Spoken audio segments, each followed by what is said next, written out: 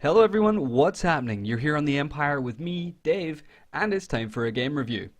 This time, we're taking a look at the follow-up to a game that was originally released for the PS Vita in 2012, and is available exclusively on the PS4, with Sony Interactive Entertainment and Studio Japan's Gravity Rush 2.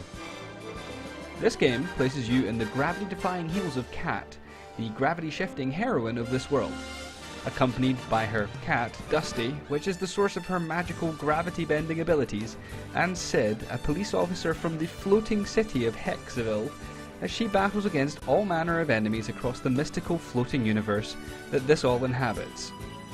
If you're scratching your head a little bit and wondering just exactly what I'm on about, stay with me, it is worth it. This is an action platformer, first and foremost.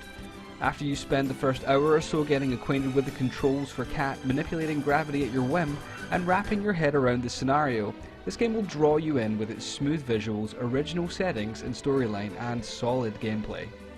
As you can see, this game's graphics and universe make it an interactive anime, with complete cel shading and all of the visual aesthetics of hand-drawn art. It's all done with the polish and presentation that you'd expect from one of Sony's own studios, and it works well with the game setting.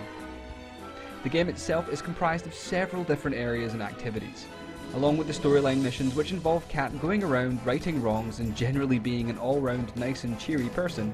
You can also undertake all kinds of fun things thanks to your ability to bend gravity to your will. Checkpoint races, treasure hunts and side quests pop up all over the various locales as you explore this game. There's heaps of stuff to do. They estimate that there's about 40 hours of content if you're a completionist, and I have no trouble believing that at all. When you do get stuck into the story, you'll notice a couple of things. Cutscenes are delivered in a comic book style and characters aren't fully voiced. I think I could probably best describe the voice acting as emotive pigeon. It's a bit odd at first, but you quickly get used to it, and after a while you even start to pick up some bits of the unique dialect this game is presented in. Playing the game is a lot of fun. After all, gravity is your plaything. As well as the platforming, you get enemies in the form of the Nevi, who were the unusual grey goo enemies of the first game, and also some human antagonists as well.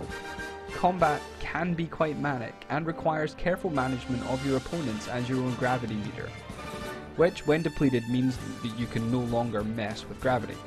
Thankfully it replenishes quickly and lasts for a reasonable time, so it's pretty easy to do. Kat has an unlockable skill tree and you can collect amulets to power her up through all of these adventures as well. Like I said, there's just so much to do in this game. So when I get right down to it, I'm just going to say this. I like this game. It's different and original and fun to play without resorting to body counts and gun porn. It makes a great change from the non-stop AAA releases that you've come to expect annually and just lets you get lost in a beautifully realised world, which is a fun place to be. Even with this being the second iteration of the Gravity Rush series, the first didn't have such a large audience thanks to only being available on the PS Vita until 2016. Ultimately, if you're looking for something a bit different, you should really look into this. It's an 8 out of 10 from me. Thanks for listening. This was Dave.